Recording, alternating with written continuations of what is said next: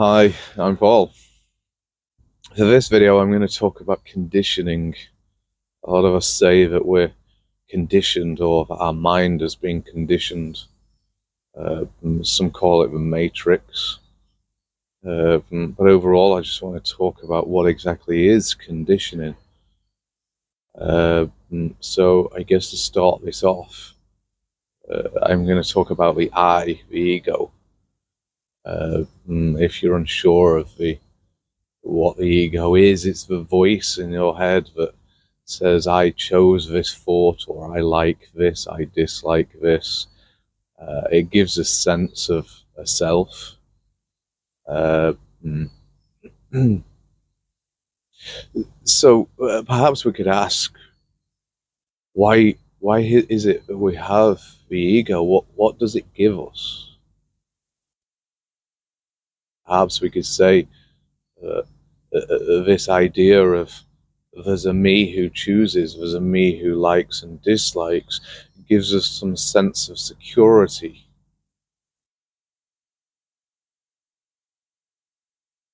Which seems to be the case for most people, but let's have a look at why this sense of I gives security.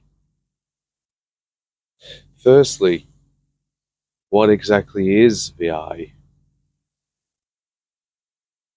The ego. We can say that it's something in my mind that chooses thoughts or ideas. But when we really look at it, the thought of the I is no different than thought. So therefore it's not separate to thought itself. So essentially you say I like, which is a thought, and then say something else, fish and chips, which is a thought. So the I itself isn't really any different to thought itself, but it creates an illusion that it's a thinker who's having a thought, when really the thinker is the thought. It's just thought and then another thought. So then we could ask, what's thought?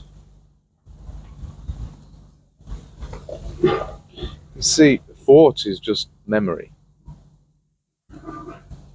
Perhaps selective memory. We can pick one thought and bring it to the surface, and we can stick another thought in a box that we call the unconscious mind.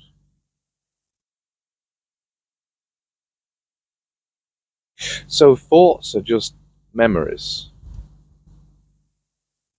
And memories are all from the past. You can't have a memory of now, or you can't have a memory of tomorrow. Memories are all stored memories of the past. But you see, looking at it like this, we could also say that all memories have gone, which is all memories have no life to them. The memory of what I did yesterday is not what I did yesterday, but a memory of it, which is a dead memory.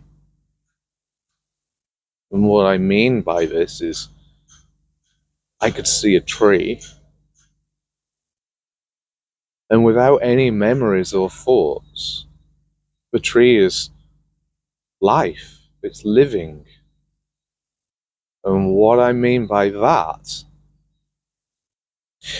is the tree wasn't created by thought or memory. You see, anything that's created by thought is dead, like a memory. My car was created by thought. It's not alive.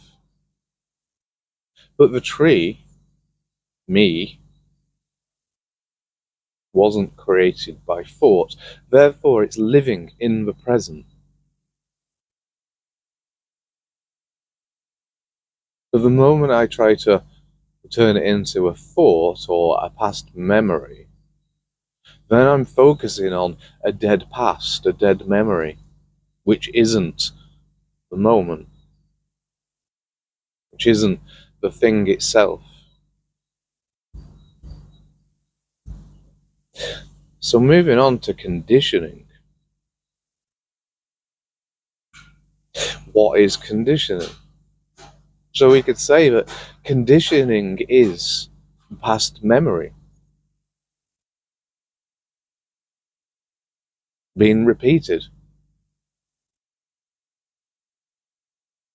So in a way, could we say that we went to school and we was conditioned? Well, you see, going to school and being taught something new in each class, in each minute, is not really conditioning, because the mind is learning something new each moment.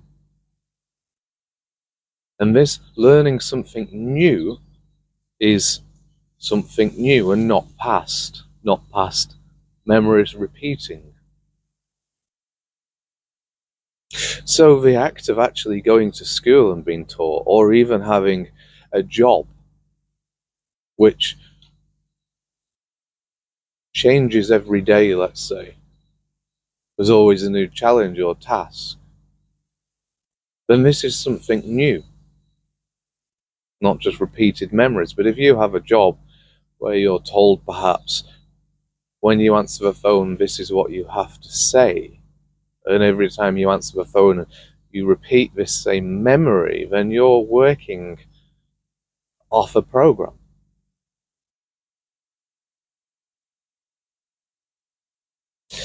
So conditioning itself is working from memory, from the past, repeated. So if this is the case, how do we exit conditioning? How do we get rid of conditioning? How do we exit the matrix? To live in the moment, to live in this life world rather than living in a dead memory.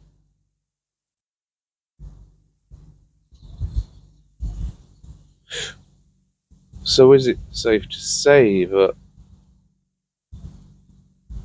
life in itself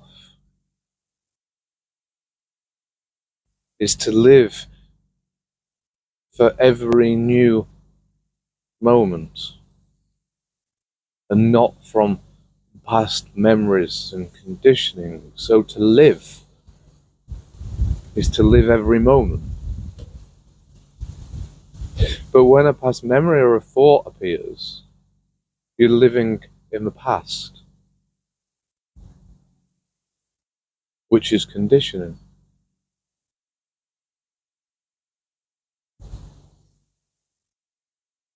So to get rid of conditioning, it's to get rid of memory, to get rid of the repeated, to get rid of the ego, which is just thought, which also keeps the ball rolling of new thoughts. So it seems that what we try to do with thinking is to keep memory going.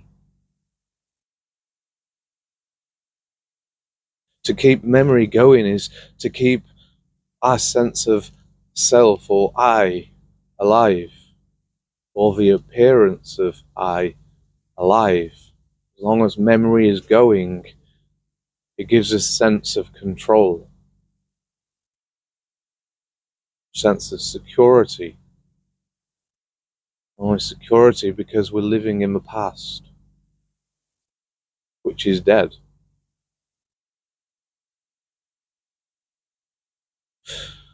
Anyway, I think that's all I've got to say. Thank you very much for listening.